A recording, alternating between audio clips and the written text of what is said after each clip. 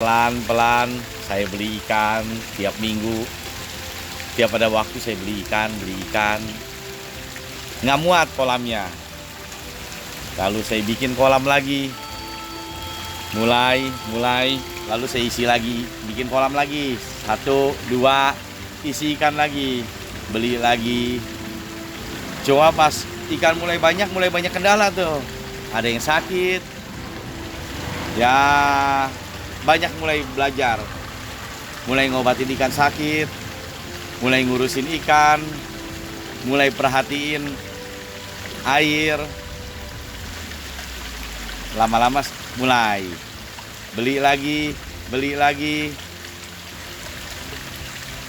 Nggak muat. Akhirnya saya putusin untuk bikin kolam yang banyak. Tadinya nggak mau buka jual ikan. Akhirnya dari saran beberapa temen, ya udah sekalian dijualin, hobi sekalian dijualin. Lalu saya bikin kolam. Pertamanya 20 kolam. 20 kolam. Kira-kira 2 tahun kemudian udah nggak muat. Bikin kolam lagi. 20 lebih lagi. Pelan-pelan ya sampai hari ini terisi semua. Perjalanannya ya 8 tahun Platinum Koi.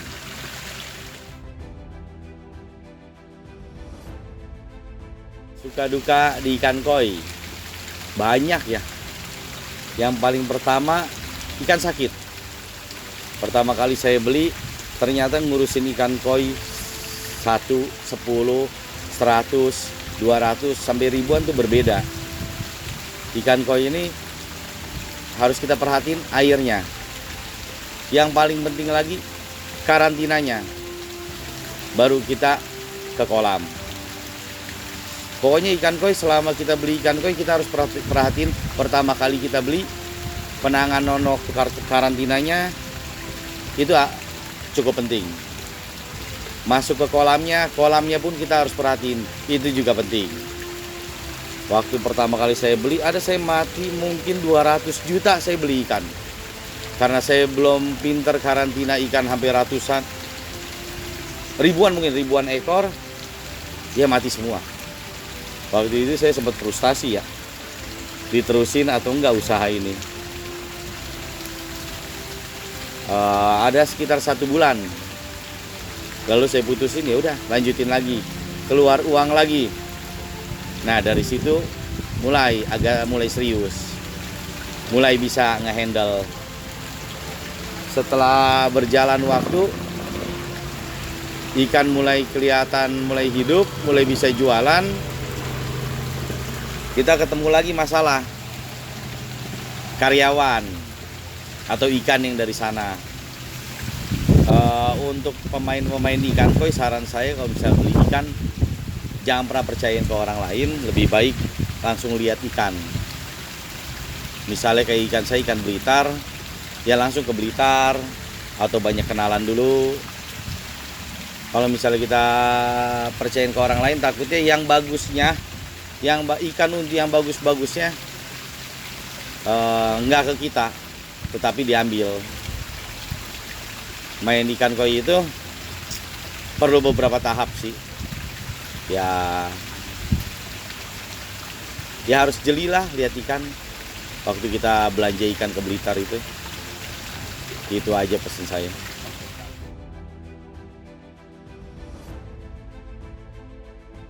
Di ikan koi ini kita bisa jual ikan dari ukuran 10 cm di harga 15.000.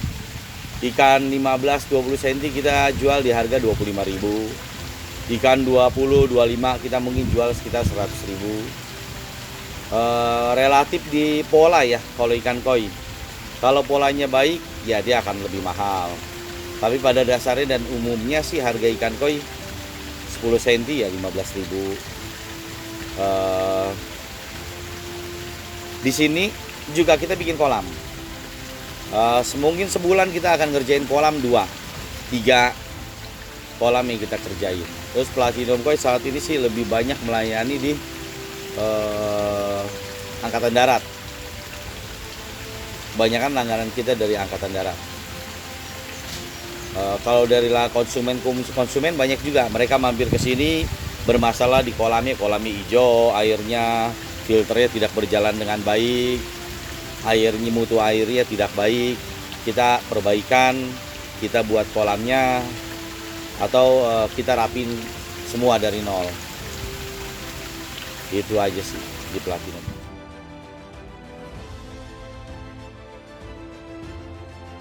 Untuk pembuatan kolam koi lebih baik banyak belajar dulu ke Google atau ke pemain-pemain ikan koi yang udah profesional atau yang udah sering bikin kolam koi ya. Masalahnya di filter kolam koi ini agak rumit. Minimal kita bikin filter kolam koi itu 30% dari luas kolam. Tapi kita ada masalah juga. 30% nggak bisa jadi acuan. Kalau kolamnya 1x2, filter kolamnya nggak bakal kita bisa bikin 30%-nya. Jadi kalau kita bikin kolam kecil, lebih baik filternya sebesar kolam juga. Karena pada waktu pengerjaannya tukangnya nggak bisa karena terlalu sempit. Filter kayak kalau saran saya bikin kolam lebih baik 2x2. Filternya setengah meter kali 2 meter. Jadi kita bisa sekat 4 atau kita bisa sekat 5. Intinya adalah filter harus lebih 30% lah, 40%, 50% yang lebih baik. Tapi harus diperhatiin juga yang kadang-kadang orang bikin kolam koi ini, dia nggak bisa hitung masuk air dan keluar dan mesin yang dibutuhkan berapa. Misalnya kolamnya 10 ton, dia harus berpikir untuk mesin yang 10 ton. Dan pipa untuk pipa bawah button drain ini kadang-kadang mereka nggak harus coba dipikirkan pipa berapa yang kita butuhkan untuk uber mesin yang 10 ton. Kalau misalnya kita salah di pemipaan, kita akan tekor di filternya. Kita nggak bisa hitung air yang kolam harus lewatin filter 1 jam 1 kali atau 2 kali minimal. Itu baik. Terus jangan lupa kita harus tetap dripping air baru. Dripping air baru itu kita harus nyalain air baru ya. Minimal nyalain keran baru setengah jam setiap hari. Atau kita nyalain kecil, tapi kita nyalain non-stop. Itu sih yang harus diperhatiin. Untuk pemula kolam koi itu lebih baik dipelajarin baru juga. Sekarang ini musim hujan. Banyak penghobi yang mengeluhkan ke saya, ikannya pada sakit, ikannya pada jamuran. Memang untuk awal-awal musim hujan itu kita harus lebih ekstra ya. Kayak di saya misalnya pas musim hujan awal-awalnya, saya akan lebih banyak sering masuk air baru. Saya akan lebih sering masukin garam. Perbandingan garam ya 0,5 kilo per ton air atau 1 kilo per ton air.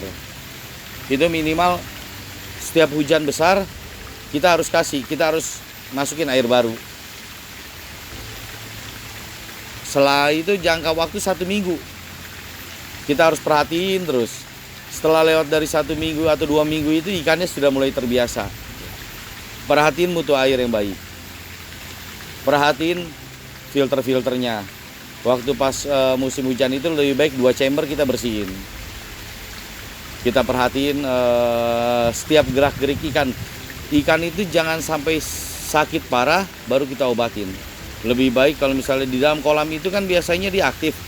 Kalau misalnya dia nggak aktif, dia nggak jalan atau dia mulai diem atau gerakannya aneh, lebih baik itu diangkat untuk dikarantina.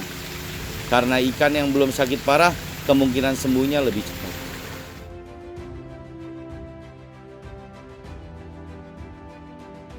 Di Platinum koi ini rata-rata 95% adalah ikan Blitar. Gosanke, semua dari Blitar. Di Platinum nggak ada impor, ada hanya sedikit. Kenapa saya memilih lokal? Karena daya tahan lokal lebih baik daripada impor. Dan fasilitas untuk impor pun berbeda dengan lokal. Untuk kolam, untuk karantina, impor lebih rumit. Kalau ikan lokal enggak, dan daya tahan tubuhnya cukup baik.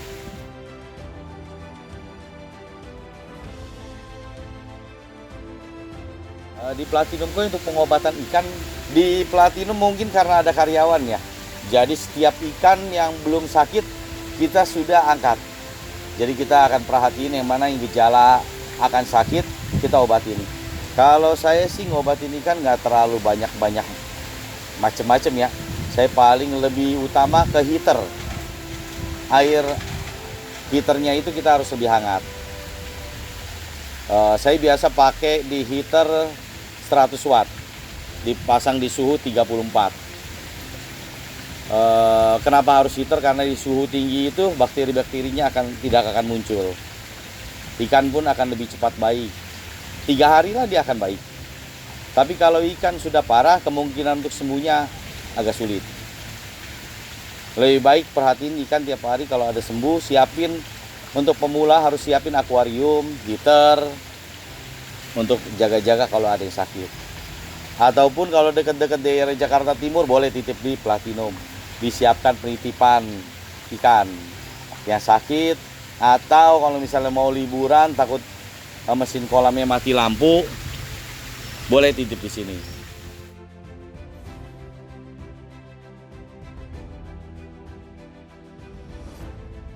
Ikan koi sakit yang banyak ya kalau di saya, jamuran. Jamur itu disirip, dia akan kelihatan jamuran di putih-putih, siripnya mulai grepes. Paling sering di saya jamuran.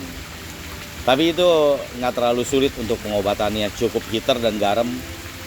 Kalau misalnya cukup parah, biasanya saya luka stop, saya nggak pakai obat macam-macam. Kalau yang parah, jamur insang.